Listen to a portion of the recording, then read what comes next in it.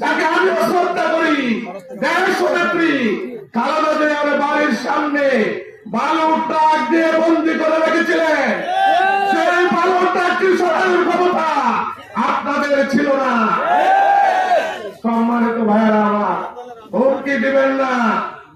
সারা union নয়, সারা দেশের মানুষ সিদ্ধান্ত নিয়েছে, পরিবর্তন চায়, বছর দিয়েছে, এবার দাড়ি পাল্লা দিয়ে দেখতে চায়। মনে মনে বুকে ছিল মেরেছে 11 দলীয় জোটের যেখানে প্রার্থী আছে তাকে ভোট দেওয়ার জন্য বদ্ধপরিকর। আজকে ধমক দিয়ে ভোট লাগানো যাবে না।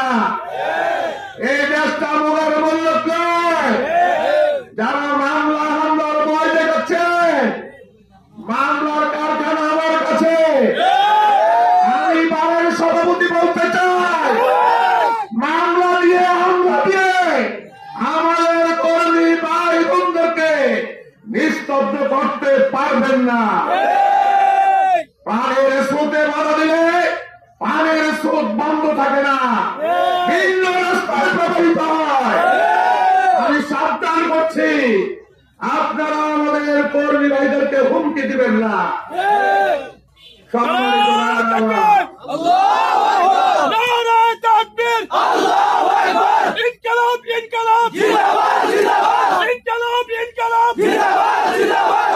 সম্মানিত ভাইরা, আজকে আমাদের কিছু ভাই আওয়ামী লীগের কিছু ভাইদেরকে প্রভাব দেখিয়ে, মামলার বই দেখিয়ে, জোর করে, প্রেসার করে বাড়ি বাড়ি নিয়ে যাচ্ছেন।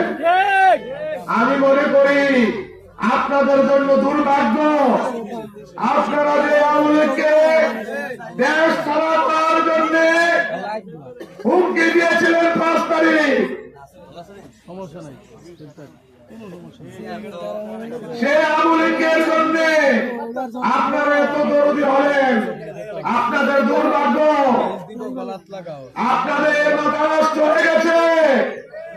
আপনারা প্রয়োজন পড়ে পাবনা যান, চিকিৎসা করেন, হুমকি দিন না। আপনাদেরকে তাকে বলতে চাই, জামাত ইসলামী 11 দলীয় জোটে আমাদের ভাই বোনেরা, আমাদের আপন ভাই, আপন ভাইয়ের চেয়ে গভীর সম্পর্কযুক্ত ভাই। আমার ভাইয়ের রক্ত করলে আমরা রক্ত দিতে প্রস্তুত রয়েছি। আমার ভাইয়ের ক্ষতি হলে সেই ক্ষতির জন্য আমার দল প্রস্তুত রয়েছে। আপনারা জানেন না, আমাদের ভাই যত ভাইজন জেল কেটেছে, শুধু তাদের নয়, তাদের পরিবারের দেখভাল সংগঠন করেছে। আজকে 5 জুলাই আগস্টের যারা শহীদ হয়েছে তাদের পরিবার জামাত ইসলাম দেখভাল করছে। আমাদের ভাইদেরকে যদি কোনো অন্যায়ভাবে হুমকি দিয়ে আহত করেন, তাহলে ঘাটের এই জবাব ডাক ভাঙা দেওয়া হবে। আমি বলতে চাই, সাবধান। আপনাদেরকে সুন্দরভাবে ভোট চাবেন, ভোট কেন্দ্রে যার ভোট দিয়ে দিবেন, তার কোনো আপত্তি নাই। আর বলছেন ভোট কাইটা নেবেন, ভোট কাইটা নেবেন, এটা কেন বললেন? এবার প্রশাসন, পুলিশ, আর্মি, সুষ্ঠু নির্বাচনের জন্য বদ্ধপরিকর। ভোট কাটার খেলা চলবে না। যদি জীবন থাকতে চান, বাঁচতে চান, সেই নিয়ত পরিহার করুন, ভোট কাটার নিয়ত পরিহার করুন। আজকে আমাদের আর কিছুদিন বাকি রয়েছে। এই সময়ের মধ্যে আমাদের ঘরে ঘরে যে দাঁড়িপাল্লার ভোট চাইতে হবে।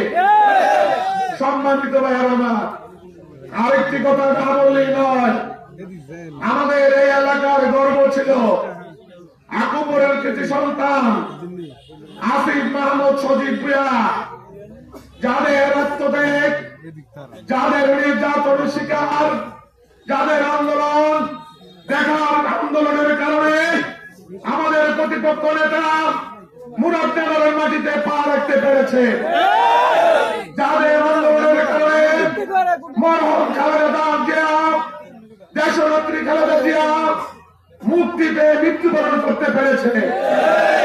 আজকে সেই উপদেষ্টা আসিফ মাহমুদ সজীব ভূঁইয়া নাকি আল্লাহর গজব পড়ার জন্য অভিশাপ দেয়। গজব তার উপরে পড়া উচিত। আমি বলতে চাই না আজকে আসিফ মাহমুদ সজীব ভূঁইয়ার অপরাধ মুরাদনগরে 453 কোটি টাকার অনুদান দিয়েছে। আজকে যত রাস্তাঘাট উন্নয়ন চলছে সবচেয়ে আসিফ মাহমুদ সজীবের অনুদান।